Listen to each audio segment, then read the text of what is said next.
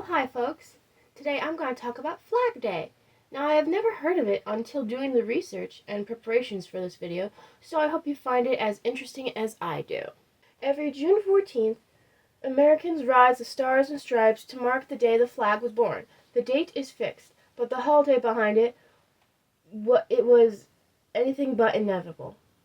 It took a single line of congressional record, a devoted schoolteacher, and the better part of 2 centuries to turn an anniversary into a national observance.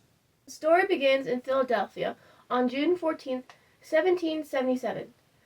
The Second Continental Congress passed a short but momentous resolution, resolved that the flag of the 13 United States be 13 stripes, alternate red and white, that the Union be 13 stars, the white in a blue field resembling a new constellation. With those few words, a new nation gave itself a new symbol. There was no ceremony, no fanfare, no holiday, just a young country at war declaring what it would fly.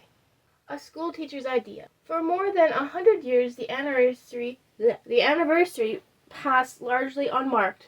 Communities held the occasional observance, and Hartford, Connecticut, is often credited with one of the earliest in 1861, but the man most responsible for turning June 14th into a tradition was not a politician or a general, he was a teacher.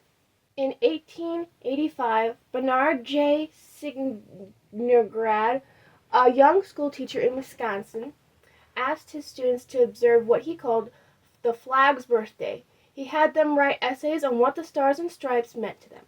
It was a small gesture in a one-room schoolhouse, but Signergrad spent the rest of his life expanding it. He wrote articles, gave speeches, and pressed anyone who would listen to set aside a day for the flag. History remembers him as the father of Flag Day. One teacher believed the flag deserved a day of its own, and he never stopped saying so. A proclamation and a law. The idea gathered momentum.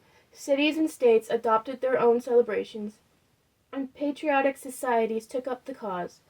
The turning point came in 1916 when President Woodrow Wilson issued a proclamation officially establishing June 14th as Flag Day across the country. For the first time, the anniversary had weight of the presidency behind it. Even then, it was an observance rather than a law. That final step came in 1949 when President Harry S. Truman signed the Act of an act of Congress designated June 14th as a national holiday. That what had begun as a school teacher's classroom exercise was now written into the statutes of the United States. Not a federal holiday, and that's the point. Here is the detail that surprises many people. Flag Day is not a federal public holiday. Banks stay open and the mail still runs. It is a day of recognition, not a day off, in a way that suits it. Flag Day asks nothing of us except intention. It invites every American to step outside, raise the colors, and remember that the symbol overhead is older than most anything else we share. From 13 stars to 50, through war and reconstruction and reinvention, the flag has been there the whole time. Flag Day is simply a moment we stop to say so. I hope you liked enjoying this video. Wow. I hope you like watching this video, and I hope you learned about this day. Bye, Fox Cubs!